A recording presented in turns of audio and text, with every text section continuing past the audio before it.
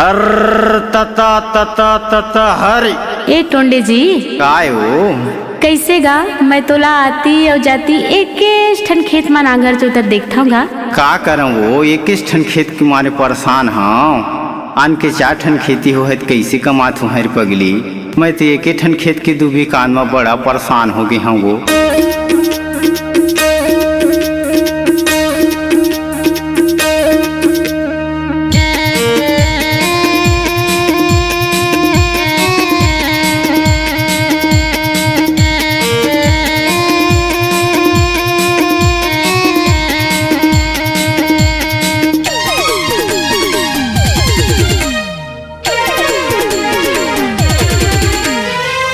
जो तक लतरा पर गे हो जो तक लतरा पर गे बैला के दोनों खांधा जी छोड़ा के छोड़े कारे संगे एक खेती के दुबी कांधा जी छोड़ा के छोड़े कारे संगे एक खेती के दुबी कांधा जो तक लतरा पर गे हो जो तक लतरा पर गे बैला के दोनों खांधा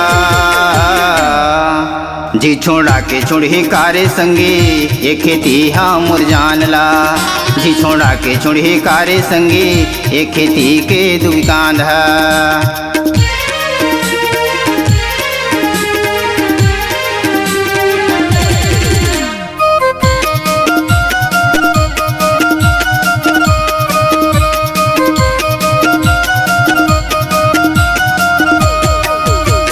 पलट पलट के जो त्यों घामा दिखे रे अलाए रात भर सिद्ध परे तहाँ ले भग भग ले हरियाए।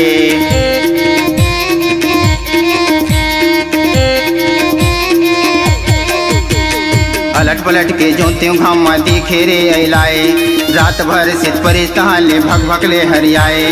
साल के डारे खेती में बिजहा हो साल के डारे खेती में बिजहा हो नहीं दे चना धान ला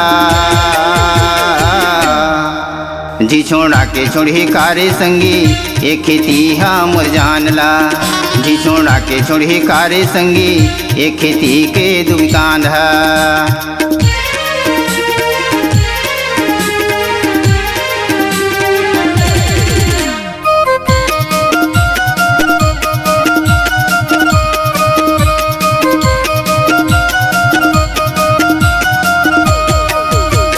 कदको बुद्धि लगा डारे बीजवा जथे रे अड्डी जो तंदूबर हो गे लगे के हड्डी।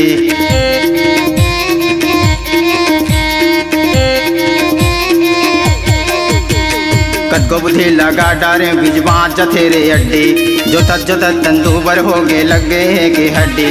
कोनो विधि खेती ला करता हो कोनो विधि खेती ला करता नहीं बने जोते फांदा